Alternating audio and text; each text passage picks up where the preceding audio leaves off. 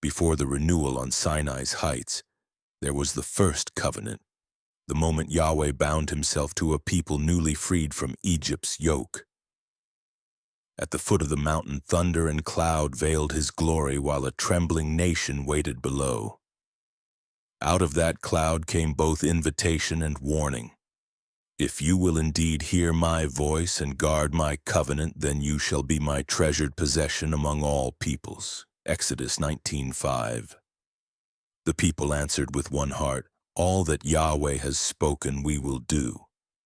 Then came the 10 words, covenant boundary stones spoken aloud by the Creator himself. Exodus 20.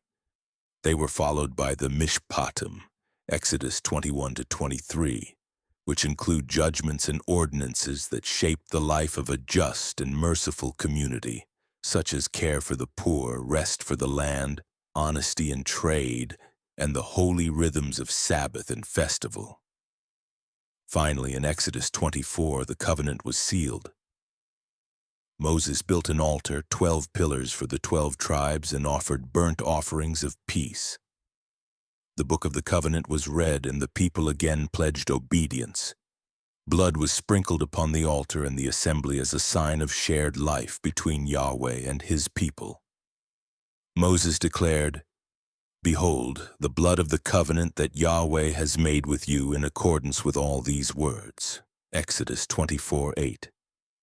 It was here in thunder, smoke, and promise that the covenant was first established, heaven joining earth, Creator joining the children of dust in sacred trust. Not long after, while Moses is still on the mountain receiving the stone tablets written by Yahweh's own hand, Exodus 31:18, Israel turns aside and makes a golden calf. They proclaim, this is your God, O Israel, who brought you up from the land of Egypt. This act shatters the covenant relationship, for idolatry is covenant betrayal. Moses breaks the tablets, Exodus 32:19, to symbolize the broken covenant itself. After Moses intercedes, Exodus 33:12-23, Yahweh responds with mercy. Exodus 34:1-5 portrays this sacred renewal of the covenant. He commands Moses to carve new tablets, promising, I will write upon these tablets the words that were on the first tablets which you broke. Moses is called to chisel stone tablets that human hands will prepare for what divine hands will inscribe. Alone upon Sinai, surrounded by silence and cloud, Yahweh descends to meet him. The Creator of heaven and earth stands beside a man, and his voice begins to declare his name. And Yahweh passed before him and proclaimed, Yahweh, Yahweh, compassionate and gracious, slow to anger, abounding in covenant love and truth, keeping mercy for thousands, forgiving crookedness and transgression and sin, yet by no means clearing the guilty. Exodus 34:6-7. When Nehemiah prayed from exile, he stood among ruins that once declared Yahweh's dwelling. The gates of Jerusalem were burned, her walls broken, her songs silenced. Yet Nehemiah began not with despair, but with remembrance of Sinai. And I said, I beseech you, Yahweh, God of the heavens, the great and the awesome El, keeping the covenant and the steadfast covenant love for those who love him and keep his commandments. Nehemiah 1:5.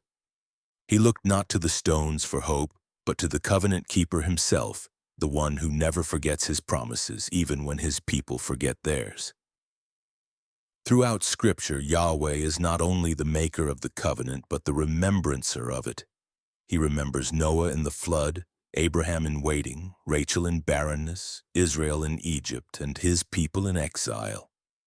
Remember in Hebrew, zakar, is not mere recollection. It is to act faithfully upon the promise made. When Yahweh remembers, he moves toward his people again with compassion and power.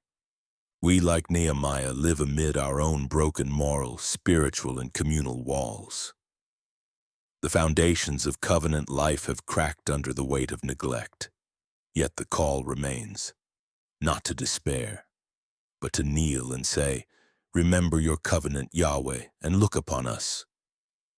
This prayer gives voice to the church, the community, and the household that feels surrounded by brokenness yet refuses to give up hope. It calls us to look higher than political rescue or social reform, to the covenant keeper who still remembers. Use it as a model when praying over personal repentance and renewal of calling, national moral decay or leadership crises, church intercession for revival, and any moment when Yahweh's people must ask, "Look upon us again." Yahweh, great and awesome one, keeper of the covenant and giver of mercy. We come before you as Nehemiah did, not with boasting lips, but with hearts bowed low and eyes lifted towards your throne. You are the Elohim who keeps covenant and shows steadfast love to those who love you and walk in your ways. You are the Elohim who revealed your name to Moses, saying, Yahweh, Yahweh, compassionate and gracious, slow to anger, abounding in covenant love and truth. You remember mercy when we deserve judgment. You remember promises when we forget obedience. You remember the dust from which we are formed and still breathe life into us again. Look upon us, Yahweh. From your dwelling in the heavens, see the walls of our communities lying in disrepair. Not stone upon stone, but truth upon truth torn down. See the gates where justice once stood now hanging loose, where voices of the poor are ignored and the cries of the oppressed echo unheard. Forgive us, Yahweh, for we have neglected your covenant ways. We have traded humility for pride, reverence for convenience, mercy for indifference, and truth for comfort. Our cities are filled with striving, yet empty of peace. Our homes are filled with possessions, yet lacking your presence. Remember us, Yahweh, not for our merit, but for your name's sake. Remember the covenant cut with Abraham, the promises spoken through Moses, the mercy you declared to David, and the compassion revealed in your Son, Yeshua. Let your eyes be open and your ears attentive to the prayers rising from these scattered hearts. Restore your name among us. Let your favor be the morning light that breaks over ruins, cause our hands to strengthen for rebuilding, our hearts to burn again with love for your ways. When you look upon us, Yahweh, let your gaze not meet rebellion but repentance, not arrogance but awe, not ritual but relationship. Renew your covenant within us. Write your Torah again upon the tablets of our hearts. Make us a people who remember, who keep your ways in the city, the home, and the secret place. Turn your face toward this generation for the sake of your great name, and let your compassion cover the shame of our land. May your steadfast love outlast our failures, and your covenant mercy outshines our darkness.